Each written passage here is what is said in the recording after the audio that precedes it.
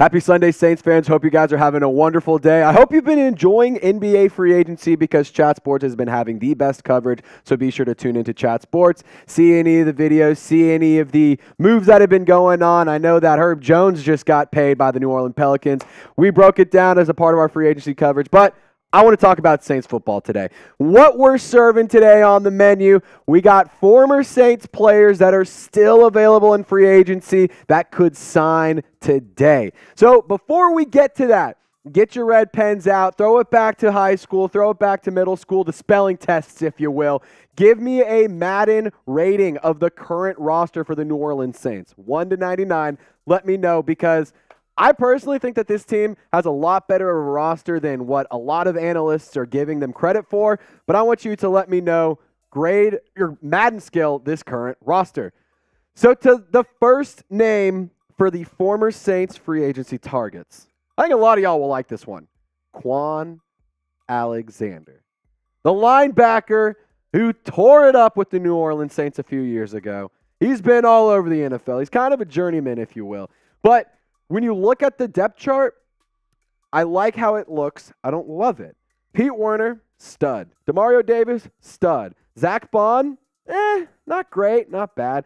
Then you got Andrew Dowell. DeMarco Jackson's been making noise at OTAs. Ty Summers, Anthony Orji, he's an intriguing guy that from out of Vanderbilt, UDFA, that I think the Saints could really benefit from if he pans out to be a better player than an undrafted player typically is. And then Nick Anderson, an intriguing guy out of Tulane, Nephew Sewell, Ryan Connolly. I mean, this linebacker group is solid, but I definitely think there could be some improvements made. And in terms of what Kwon Alexander was able to do with the New York Jets last year, 17 games played, which is pretty good considering in the past he's had some health issues, but 69 tackles, very nice. He had 6 tackles for a loss, half a sack, and 2 quarterback hits. And I'm going to keep it real with you guys. As fun as it would be to bring back Kwon Alexander, I mean, y'all remember how fun it was to have him on the defense. He had the ski mask on. He brought so much swagger, so much energy, so much charisma to that defense. And it was a great time, and he was a very intriguing player at the time. But I think I'm good. I think that I'm all right. And it's not because he's not a culture fit. That is no question, or there's no doubt about it. There's no question about it. Kwon Alexander would fit into this current linebacker room. He would fit into the locker room, no problems at all. But I want youth and I want better health. And I know that he played 17 games last year, but the injuries have stacked up over time. And I personally think that getting somebody who's young, who's healthy historically, I think that that's a player that I would be more intrigued to go and get. And that's not to take away from Kwon Alexander. He's a fine football player. He's a heck of a lot better football player than I ever was. So I'm not going to sit here and say he's not good, because he's a good football player. Like I just said, I just think that I want to go younger and healthier for the long term, because I want a guy to come in and be a part of the team for a while. But guys, be the GM. Put yourself in the shoes of Mickey Loomis. Would you bring back Kwon Alexander? Type Y for yes, type in for no. This will be the pinned comment, so when you get hit with the YouTube ad break here, take advantage of it, scroll on down, and let me know. All right, the next name is a safety, P.J. Williams. And let's keep it real, y'all. He's been on this roster for a long time on those one-year deals. But the safety depth chart, why I'm okay with bringing him back, it's not that it's similar to the linebacker room. It's a good room for sure. But I think that when you have some continuity with a guy like P.J. Williams, who is very talented and who has shown flashes when he gets time on the field, I think that bringing in a guy like P.J. Williams makes some sense, because Smoke Monday, we don't know what he is. He was great with the Auburn Tigers. He's a UDFA, had injury issues, was on IR all last season. Jordan Howden, one of your draft picks. Jonathan Abram, he was brought in free agency. But P.J. Williams filled in a lot for Marcus May whenever May was dealing with those injuries. So if you weren't necessarily comfortable with throwing Jordan Howden to the Wolves if Marcus May had another injury, I think P.J. Williams makes some sense. Now, Bob Rose put out an article a little while back of Sports Illustrated. I thought it was really intriguing because he was laying out a year in review for P.J. Williams, and here's what he said. New Orleans finally started using Williams to his strengths.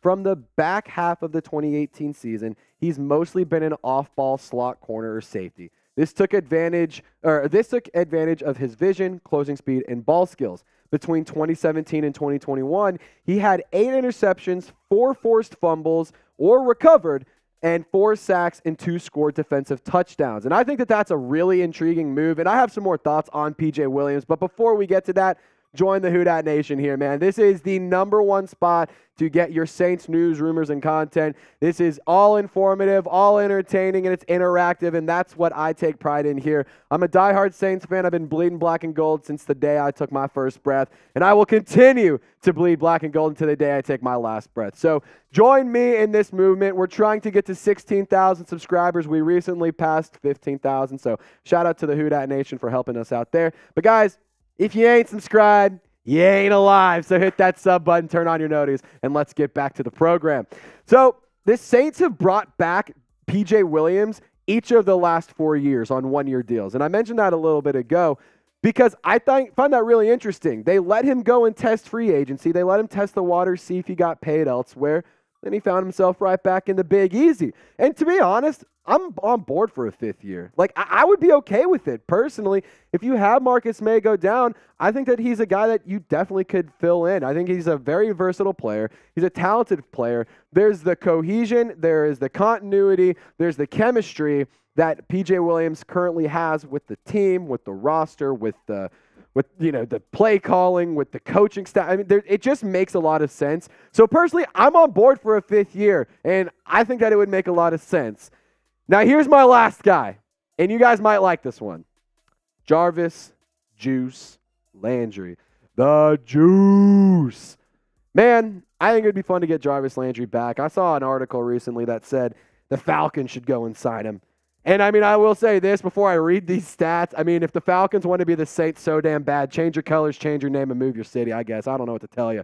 But in terms of Jarvis Landry, 25 receptions last year in 9 games played, 272 yards, 10.9 yards per tote, and he had 1 touchdown on the year. Now, Jarvis was a guy who was good. He wasn't great. He was hurt. It's not that you never got to see him, but when you saw him play really well, he was playing through injuries, and that just made things worse. And right now, don't shoot the messenger. Don't hate me. I'm sorry if you hate me for saying this. I'm going to pass. But we're going to get to the depth chart, and I'm going to tell you why I think maybe it makes sense to get him later. Chris Olave, Michael Thomas, Rashid Shaheed, those are your 1, 2, and 3. I think that if you got a guy like Jarvis Landry to fill in the slot as well with Rashid Shaheed, you kind of swap them in and out. You give Rashid Shaheed the ability to go and be a burner on the outside as well.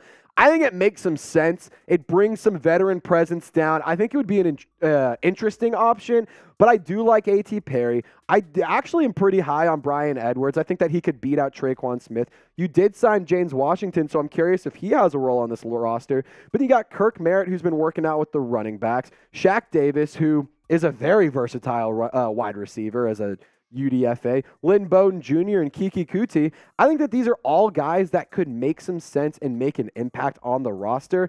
However, I am down to get Jarvis Landry for a return later on. Like when we get closer to week 1, when we get maybe even if we get to week 1 and he still isn't signed and you're kind of getting to the later parts of the season, you're in the later portion, if say we're here at week 6, week 7 and we have an injury on the wide receiver room, I mean, I don't think that Jarvis Landry would last until week 6 or week 7, but if he's available, hell yeah, go get him. I would even say if you're sitting here at the end of training camp going into the preseason and you're like, we like it, we could use a little bit more veteran leadership on the roster. We could use a little bit of that extra dog mentality because y'all know how Jarvis Landry plays. He plays physical. He plays like he's not hurt even when he is hurt. And he plays very hard. He isn't going to let excuses fly. He's not going to let these young bucks come in and just whine and complain and be all, I'm hurt. No, he's going to say, come in, do your work, get your nose to the ground, nose to the grindstone, and let's get this thing going because he's a winner. He's a guy who likes to win.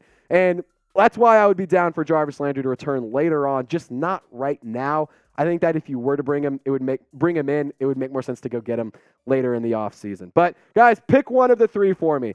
KA for Kwon Alexander, PW for P.J. Williams, JL for Jarvis Landry. Pick one of these 3 guys to sign if you could go and sign one of them today. And as always, y'all subscribe. Thank you guys for hanging out with us on as a part of your Sunday. Be sure to subscribe Turn on your notifications. Just another friendly reminder because we're going to have videos for you every single day, as well as training camps coming up, Alvin Kamara court date coming up. There's a lot of things that are going to be happening here. So Michael Thomas injury updates are going to be coming as well. I promise you, you do not want to miss out on a thing. So hit that sub button, turn on your notifications. And as always, y'all stay golden. We'll see you next time.